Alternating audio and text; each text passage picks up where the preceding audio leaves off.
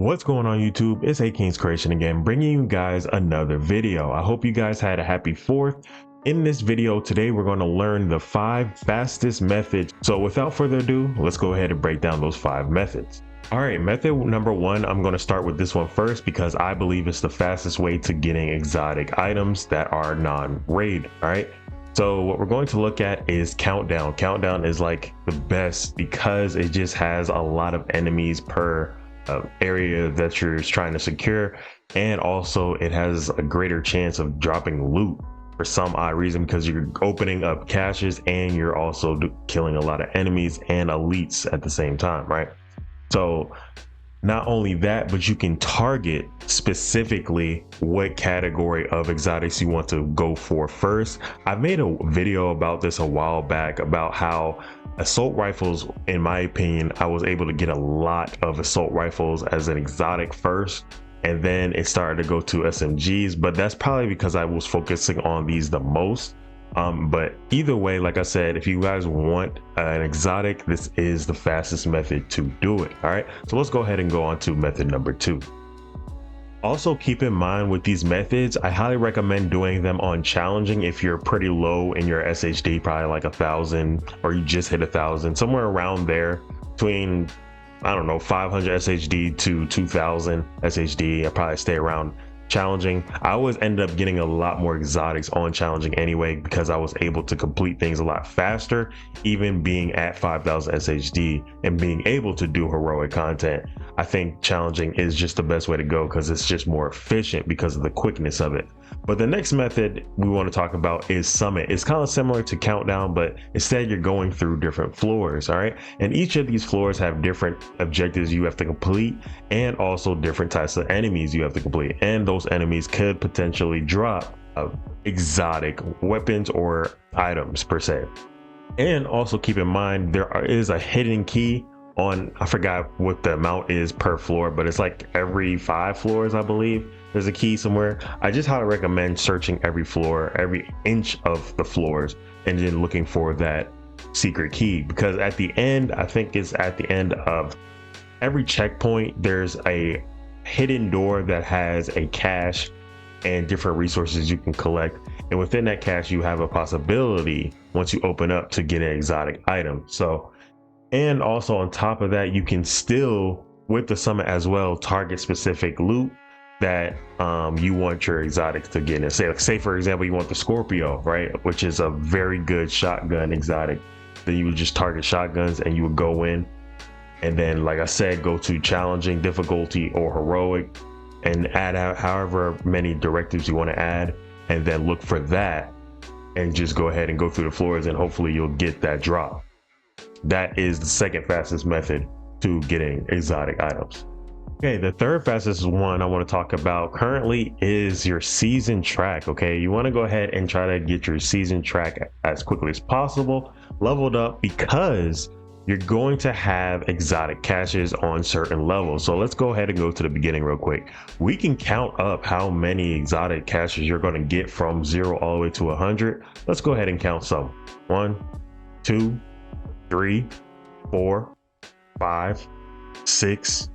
Oh, look, you even get an exotic weapon for free for reaching level 69. So let's count that as 7, 8, 9, 10. All right, so you get 10 exotics off of just completing the season track from 0 to 100. Now, it does take a while to get to level 100 on your season, unless you permanently search for missions with the highest amount of season experience, right? As you guys can see right above XP for 312 100,000, right?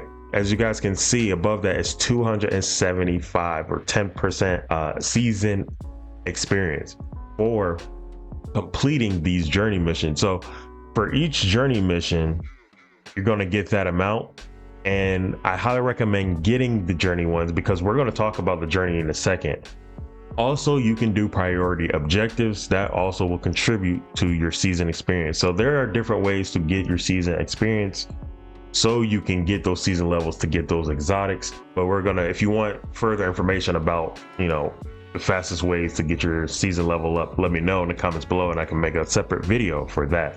All right, and since we're already on the journey missions and stuff like that, let's go ahead and talk about what you can achieve. This is actually method number 5. This is the least fastest way, but it is still a fast way to getting exotics, and it does contribute to method 3 with the season track. And as you guys can see, journey mission 4, starting from journey mission 4, you can get exotic caches from completing the whole journey, right? Which you only need to get 6 of the tasks complete in order to get the reward. All right, so you start getting the reward for exotic caches at journey mission 4, and then the next one, it gets you 2 at 5, 2 at 6, 4 at 7. All right, so that will contribute to 9 exotic caches just by doing the journey missions alone. And then on top of that, you're getting more exotics from the season track, right? But since we skipped method number 4, let's go ahead and talk about method number 4.